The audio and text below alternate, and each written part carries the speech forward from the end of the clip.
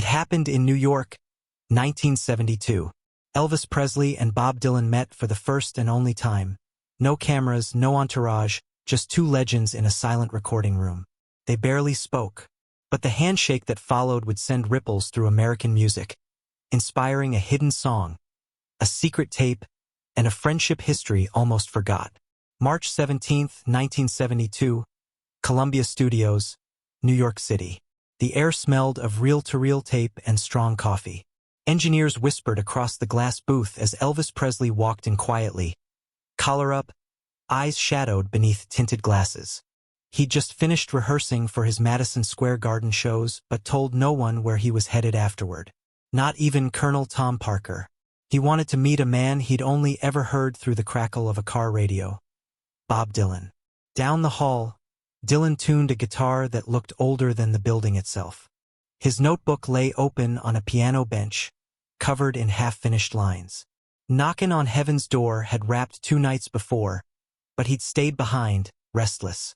When the door opened, the hum of New York traffic slipped in for a heartbeat, and so did Elvis. The two men stood face to face. For 5 full seconds, no one breathed. Dylan's engineer, Hal Simmons, would later say, "It felt like thunder meeting wind." Elvis smiled first. "So you're the poet everyone's talking about." Dylan tilted his head, half grinning. "And you're the man they call a king." Their handshake was brief, strong, wordless. Something passed between them, respect, curiosity, maybe even recognition. They were both Southern boys who'd changed the world and lost pieces of themselves doing it. Elvis gestured toward the empty studio. "Mind if we sit?" They pulled up 2 stools. The tape machines clicked off. For the first time that day, the room was still. Elvis glanced around the booth. "I thought you'd have a crowd following you." Dylan shrugged. "They don't fit in my songs." Elvis laughed softly. "Guess I know that feelin'." A long silence followed. It wasn't awkward. It was heavy, like 2 lifetimes of noise finally catching their breath. Elvis studied the scuffed floor tiles, then said quietly, "I used to listen to your records after shows. You sounded free." Dylan looked up. "I thought you did too." That line hit harder than either expected. Outside, a subway rumbled beneath the city, shaking dust from the rafters. Elvis leaned forward. "You ever get tired of being someone else's idea of what you're supposed to be?" Dylan plucked a string, letting it ring. "Every day." Neither man smiled this time. Inside that small studio, fame finally had a face, and both of them saw the same exhaustion staring back. Elvis reached into his coat pocket and pulled out a pack of gum. He offered one.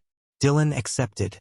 They chewed in silence, 2 icons reduced to ordinary men sharing a pause between songs. Hal Simmons adjusted the levels on the console, pretending to work. "I couldn't tell if they were about to talk or pray," he later said. Then Elvis spoke again, a line that stunned everyone within earshot. "You ever wonder if they'd still listen if we stopped pretendin'?" Dylan's jaw tightened. He didn't answer right away. The hum of the neon light flickered overhead. When he finally spoke, his voice was low, steady. "I stopped pretendin' years ago." Elvis smiled.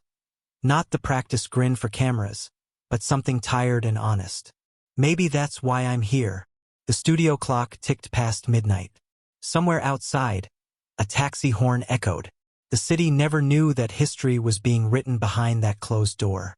Because what started as curiosity was about to become confession. What Elvis said next would shock everyone in the room. "Have you ever met someone who mirrored everything you were, and everything you weren't?" The red recording light glowed softly above the door. The studio was empty except for Elvis, Dylan, and the low buzz of an amplifier that hadn't been turned off. A clock on the wall ticked past 1 a.m. Elvis leaned against the piano. "You ever wonder," he asked, "if all this, the fame, the noise, just makes people forget who we really are?" Dylan looked at him for a long moment. "Maybe," he said, "but it's the only way we learned how to speak." They sat across from each other like 2 mirrors, different reflections of the same hunger. Elvis fiddled with his ring, twisting it nervously. "You know, when I started, I thought I was singing for folks like me. But sometimes I feel like I'm singing at them now, not to them." Dylan nodded slowly. That's when the songs stop being prayers and start being products. Elvis laughed under his breath. Amen to that. For a few seconds, neither spoke. The silence wasn't empty. It was heavy with understanding.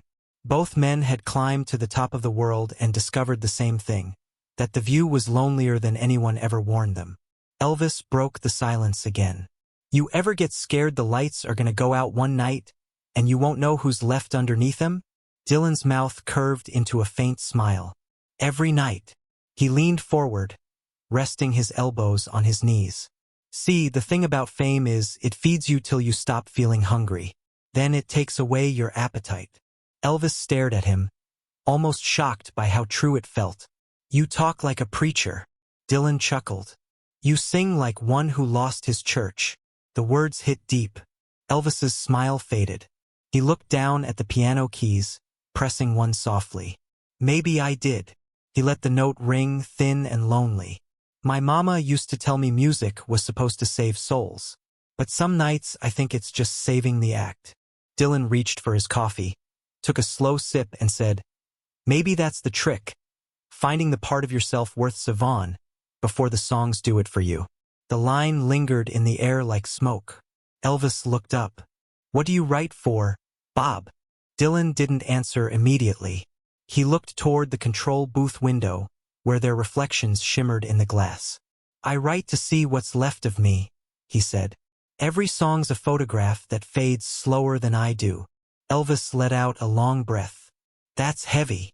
Dylan's tone softened. What do you sing for? Elvis hesitated. His voice dropped to a whisper. I sing because I'm scared to stop. That confession changed the temperature in the room. The air grew still, almost sacred. Dylan set his cup down. Then maybe you're not singing anymore, he said gently. Maybe you're calling out.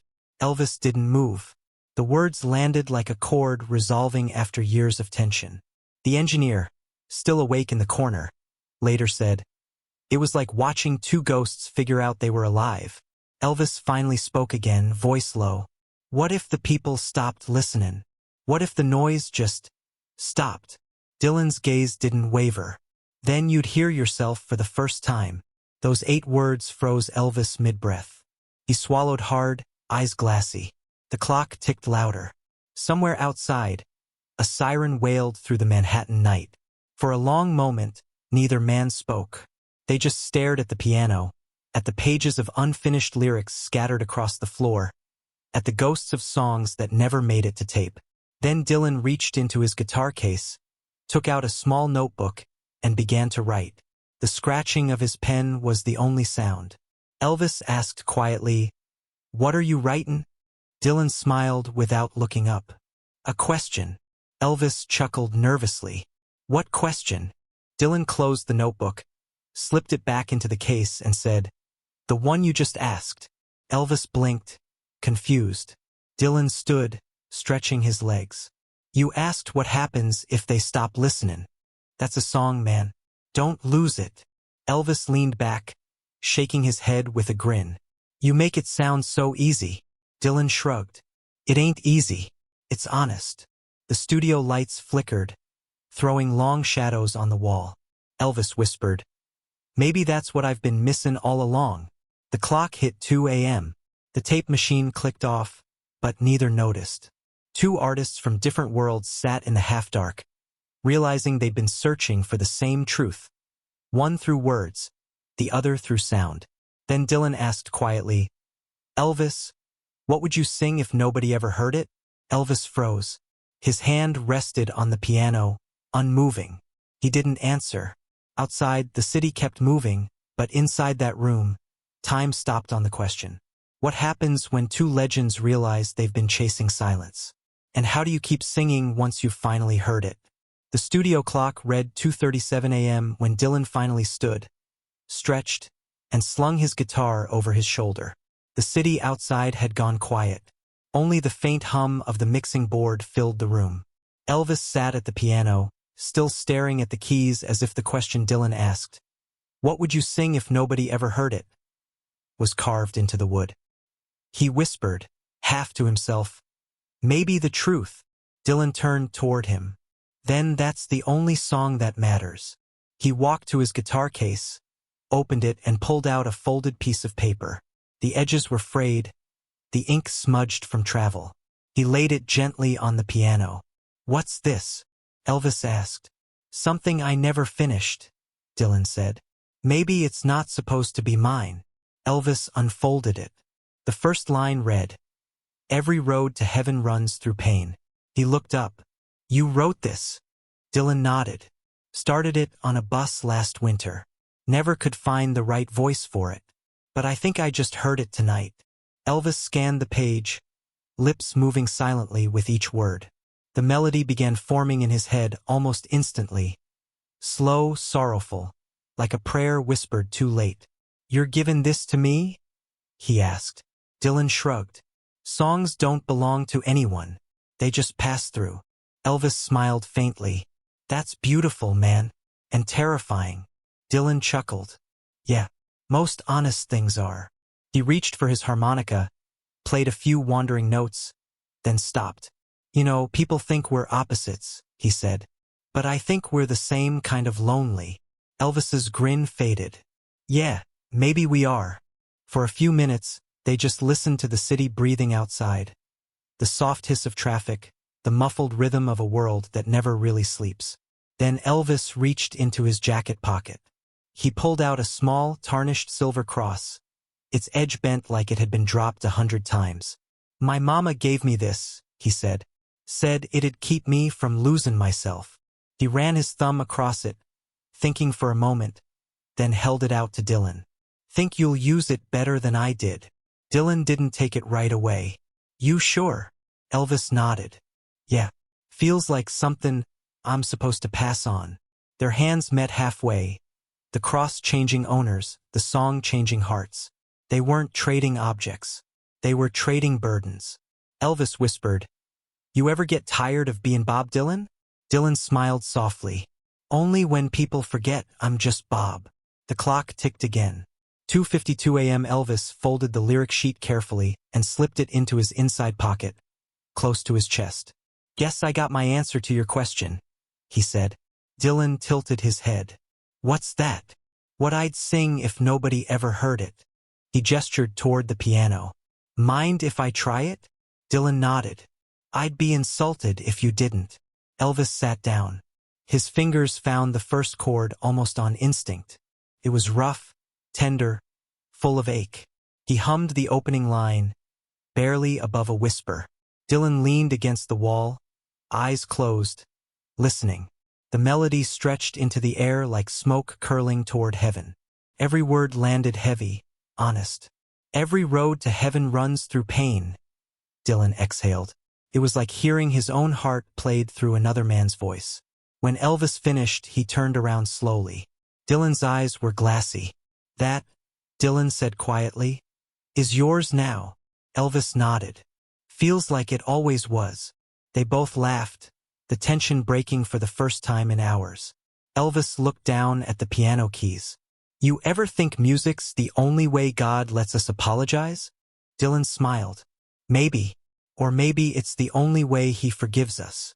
They sat in silence again, both of them knowing they'd shared something that could never be repeated or explained. Outside, dawn began to bleed into the city skyline. The first subway rumbled beneath the streets. Dylan packed up his guitar. "You gonna record it?" Elvis didn't answer right away. "I don't know," he said. "Maybe it's not meant for the crowd. Maybe it's just for me." Dylan nodded. "Then it'll be perfect." He moved toward the door. Elvis called after him, "Hey, Bob." "Thanks." Dylan stopped, hand on the knob. "For what?" "For reminding me that songs are supposed to mean something." Dylan smiled, turned the handle, and disappeared into the corridor. Elvis sat back at the piano, playing the melody again, slower this time. He whispered the title softly into the air. "Rest easy, traveler." None of them knew that somewhere in the shadows, an RCA engineer had quietly left the tape machine running. No one realized that this song, this gift, would resurface decades later and rewrite music history. What would you give away if you knew someone else could carry your truth better than you? The sun was rising over Manhattan when Bob Dylan's footsteps finally faded down the hall. Elvis stayed behind in the dim light of Columbia Studio A, still at the piano, still lost inside the melody. He played it one more time, softly like a secret prayer. Every road to heaven runs through pain. His voice cracked, but he didn't care. It was raw, human, real. The door creaked open. James Burton, his longtime guitarist, stepped in, rubbing his eyes. "You're still here." Elvis grinned faintly. "Couldn't sleep." Burton noticed the lyric sheet on the stand. "That Dylan's?" Elvis nodded. "Yeah, he gave it to me." Burton frowned, surprised. "You're gonna record it?" Elvis shrugged. "Think so. Just once. Before I forget how it feels." He motioned for Burton to grab his guitar. The studio was empty, the air heavy with cigarette smoke and morning stillness. No orchestra. No crowd. Just two friends and a song no one was supposed to hear. Elvis looked up at the control room. "Hal, you still here?" The engineer, half asleep behind the console, nodded. "You want me to roll tape?" "Yeah," Elvis said quietly. "Roll it." The red light blinked on. Elvis began to play. The first chord was fragile, trembling. Then his voice entered, lower than usual, almost spoken. Every syllable sounded like it cost him something. Burton joined in softly, his guitar weaving around the piano like a whisper. Elvis sang the chorus twice, slower each time, until his voice nearly broke. By the bridge, Hal could barely see through the fog on the control room glass. He later said, "It wasn't a performance. It was a confession." Halfway through the final verse, the studio door slammed open. Colonel Tom Parker stormed in, red-faced, cigar still burning. "What the hell is this?" Elvis kept playing. He didn't look up. Parker barked, "You don't record other people's nonsense when we've got a show tonight. You're wastin' tape." Elvis hit the last chord hard enough to shake the mic stand. The note hung in the air, ringing like a heartbeat that refused to die. Then silence. He turned slowly, eyes calm. "Colonel," he said, "this ain't nonsense." Parker snatched the lyric sheet from the stand. "Who wrote this garbage?" Elvis stood, towering over him. A man who still remembers what music's for. For a few seconds, neither moved. Finally, Parker dropped the page on the floor. "You're gonna ruin yourself chasing ghosts, boy." Elvis didn't answer. He just walked back to the piano and closed the lid. "Maybe ghosts are all I got left." The colonel stormed out. The echo of his footsteps faded, leaving nothing but the soft hum of the amplifier. Elvis sat back down, staring at the lyric sheet on the floor. He picked it up carefully, folded it, and slipped it into his jacket. "Kill the tape," he said quietly. Hal reached for the switch. "You want me to erase it?" Elvis hesitated. "Nah, just don't label it." Te red lig het wen dark. Te reël stop het spinning. Ta tape in market en naam het was slip het into astora geboks with the dozens of otters and forgotten. Elvis never meant you net te song again. Not to the colonel, not to the press, not even to Priscilla. Bid if hy onse in avile, during soundcheck, het him a melodie no ohne recogniset. The band tauget it was so met een neef hy was working und hy didn't know it was rest ja sy traveler. Tad nigget Elvis went onstage at Madison Square Garden and performed to a sold out crowd of 20,000. The flashbulbs blinded him, the screams deafened him, bit between songs, his fingers tapped an invisible rhythm on the mic stand. The same rhythm had played that morning alone at the piano. Backstage, James Burton as kid kaitlei, ou ever gonna finesse dat Dylan song. Elvis melet terudlei. Alja they did. What happened to the tape? Elvis looked at him for a long moment. Doesn't matter. Some things ain't meant to be found. Het net to waar te stage agen, lig het spilling around him like a viere. No one kneef dat some weer in der kaas valt, dat tape sat waiting, as single reel of tritisialet in dist. Dat missing tape wild surfassen neerlei 2 decades later, soking even Dylan himself. Halve ou ever made so meting bountiful te world was in 3 jaar. 17 eiers pasit. By 1989, Elvis had beengone voor Moretan a dekade, his liggen Sealet in gold records aan Grasseland meites.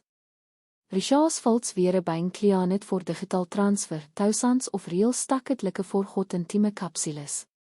Most weer duplicates studiobanter halfines het takes. Bid one box kagit a eung archivists eie.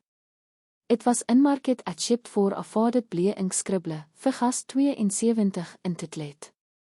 Al Simmons novreteret had returnet to help catalog de archive. Wen is af dat label someting in his memorysteret, ten nigget het wat jet Elvis play alone at de piano wele te kolonel eilet from te door. His set te reel onto de machine. Te tape klikket. Staties. Ten silense. Ten a piano. Te first notice weer een slof delicate atching wit honestij. Ten charme te voice. Not te brigget, treempand Elvis te woordkneef. Tes voice was bare viarei himan jatsa lable a confession said to Mrs. Al vroeze tiers alriade in his eis. Everai rood toe javen rins trouwgepain he presit pause.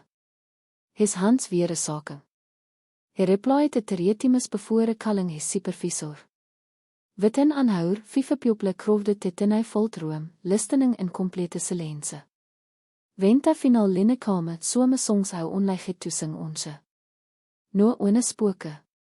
Ty knewe checked lei wat ty had found. Rasha officially logged the recording as an unreleased private session, recorded at Columbia Studios, New York, March 17, 1972. Ten note was buried in paperwork, bid neef strafels vast among ingenieurs. Witten weeks, a kopie liaket onto cassette in der avespered name, te secret song. Collectors traded it like triasire.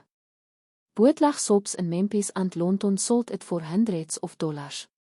Every listener zei te sameting, Elvis sounded like he was singing to Simeone wo geld finale jaar hem. Muziekmagazines pik het op te remor. Was het real? Had Elvis en Dylan collaborated in secret? Elvis refused to comment. Bit one week later, Rolling Stone published an interview with Bob Dylan himself. The reporter played him a snippet. Dylan listened it with his ears closed. When it ended, he sat silent for a long time. Finally, he said, he sang it better than he ever killed. Toese 7 words kon vermet everything. Radiostations began eiring te bootleg late at nigget. Listeners call it in schrein, saying it veldlike Elvis was still alive, talking the red light to them. One die in Tennessee said, it's not just a song. It's a confession from a ghost. Announcers introduced it as the handsake song.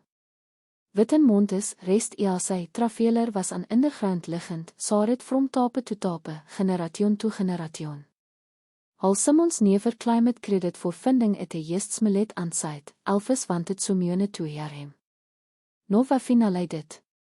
In Grasseland, a small note apparaat besiedde te etibit of Elvis weite jemsite. It read, dedicated to try to sing in silence.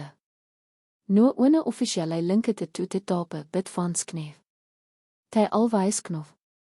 Meanwille in Malibu Bob Dylan red hy vet a pakkage witte no return adres. Inside was a cassette and a note dat site, touw het aus huldhaven het bak. He played it onje, alone in his kitchen. Halfway terug, he stopped it, walked to his piano, and played the band Silver Cross Elvis had geveen him on top of the tape. Ten het net of te ligget. Later dat jaar in an interview with the Bees, he was asked what he remembered about Elvis. He paused for a long time before answering. He listened it harder than anyone ever met. Antats when people finally understood, the song wasn't about theater or rhythm tune. It was about recognition. Twee men wo sav each otter kleerlei voor one nigget antlet dat trete echo trouwgetime. Kan a moment of honesty between strangers really ripple across decades. For Elvis and Dylan it did. A handsake in 1972 bekame a foite jaar in 1989 proof dat some phonetians outlast te people wo maak het hem. Memphis 1992 20 years after that secret nugget in New York. The croft at the brand new Memphis pyramid arena roer het voor Bob Dylan as 'n walket ontoe te stage in der 'n hallo of blee lig het.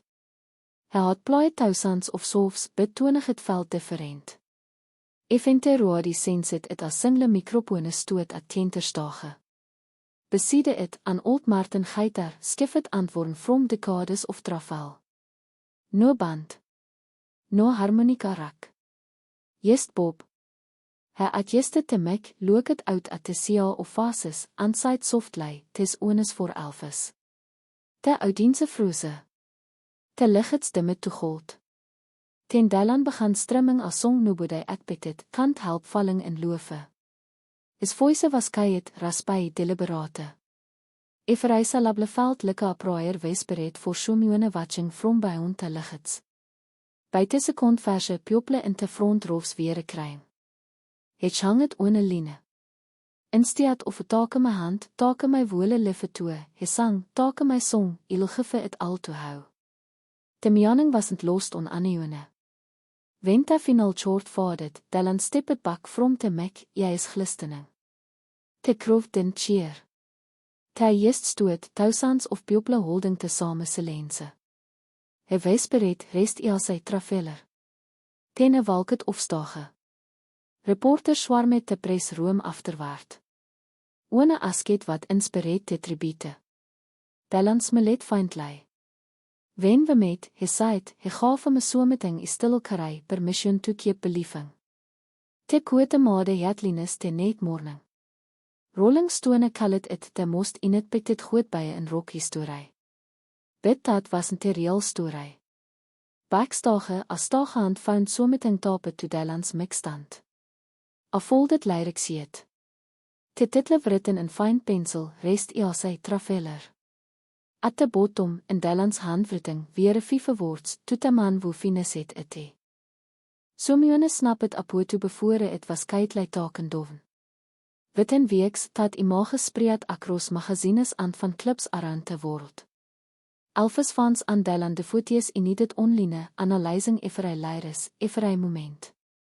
Some side Dylan had finally closed as sirsletaat began with het handsake 20 years earlier. Others claimed the host of Elvis had inspired him that nugget. No one veldproefe aanuiting, but no one needed to Dylan never perform it can't help falling in love again. He said it belonged to Memphis Nov. 2 months later, a letter arrived at Grasseland adres het onlei toe ek te Priscilla familie. Inside was de original lyric sheet, created, Elvis bid in tijd. No returnname, no message, jy staat same note tape to the bottom, to the man who finished it Priscilla order het toe bevra met beside Elvis gold piano in the museum. A small play was added beneath it, March 17, 1972, Columbia Studios, a handsake bekame a song. Visitors stil stop in front of it, whispering, some crying. The etchie is simple a piece of paper, a story, a lense.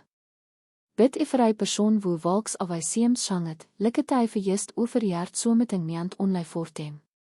Bechouse taats wat tritte dus. It vinds neef listeners. Antat nugget in 1992 inside a pyramid sapet arena built on the banks of the Mississippi, te songtaat began in a dark neef York studio finale kamehome. Hof do ou hoenor Shumione woed shanget our art, without ever asking for credit. For Bob Dylan, the answer was simple. How finished het hy song, ten liafe het weer het hy started it today, inside te kayet hals of Grasseland, there is a display that most visitors walk past without realizing what it means. A single sheet of paper, protected behind glass, rests beside Elvis Presley's wyte jumsite. The title reads, rest ia sy traveler. Next to it sits a small bent silver cross. No captain explains it bit in fine type belofte frame, one line tells the story, March 17, 1972, taking met the put the song found its home. Every year van stand in front of it longer than any other etibit. Some whisper, some cry. De song plaai softlei onloop in the background, te inharte 1972 recording, klianet antrestoret. Elvis voice trembles on the final line, some songs au onleiget toesing onze. Antaats when het speople, tes wasn't about fame or legatij. It was about truth. Bob Dylan never took credit for the redestove track. When asked in an interview why, he said, because he sang what a man better than he ever held. That humility defined the rest of his career. He started performing stripped-down sets again, returning to small halls and acoustic shows, te kent Elvis wild verlikt, he told a Croft in 1995. Meanwille Graseland Keitlei added as se kon plaai het en eiers later. Het reeds voor te put woorde minder tekking dat songs aremean toebehonest. Twee artists wo nevers haar het as stage en dit opsaring so meting dieper belief. Musies historians nog kalter meting te most important nugget in rockhistorie dat nobody self. Ty sê het Britge twee generations, te gospelvure of te soute aan te restless putrei of te noord. Betose wo understand het knof het wasn't about geography. It was about recognition. Elvis onze told a reporter, if eure likkei, ou meet one persoon in liefde wo knofs ejectlei wat eure trein to sy bevore ou society. Dat persoon, voor hem, was Bob Dylan. And voor Dylan, Elvis bekame proof dat evengians niet saving songs. In te eiers dat volle wet, Dylan kept dat band cross on his piano. It appers findlei in photographes from his later towers small tarniset, as hy toe mis, uit alwijs tere. He callet it te reminder. When asked wat it reminded him of, he said simply, to humanity. That's the legacy he left behind. Not just records or awards, but a moment that target a vrij artist after them that honestly is louder than applause. Modern singers still talk about that handsake. Some claim it genre te tone of American songwriting, made it more confessional, more human. Because when Elvis Presley and Bob Dylan met twee meites bekame men. Te look dat each otter answer wat de otter was missing. Dylan had words. Elvis had feeling. Toegeter voor one brief nugget, they found the truth that misses had been chasing all along. And my betats the real story here, not wo vrote te song, not wo sang it, but of bottom in walket away carrying a pike of each otters kourage. 50 eiers later, van stil argee offerte details, wat was said, wo het record, hoofde tape survived. None of it matters. The missis remains. Elvis onze side near the end of his life, it's not about who sings the loudest. It's about who listens the hardest. Bob Dylan kept those words in a notebook for the rest of his career. Two different roads. Onnetrette. Because te king talget te put that missis killed confess. And te put talget te king that confession felt heel. And when tyr hands met dat nugget in neef ourk, American missief leer net hof te veel again. My betats the real miracle, not fame, not applause, but connection. As single handsake. As single song. And twee men brave en nou getoemean het Elvis en Dylan met onlei onze, bid tyse lense side more dan a legitime of words.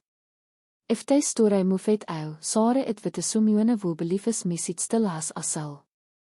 Because some liggins aren't built on fame or noise, they have written in quiet rooms, between two strangers, and a song the world almost never heard.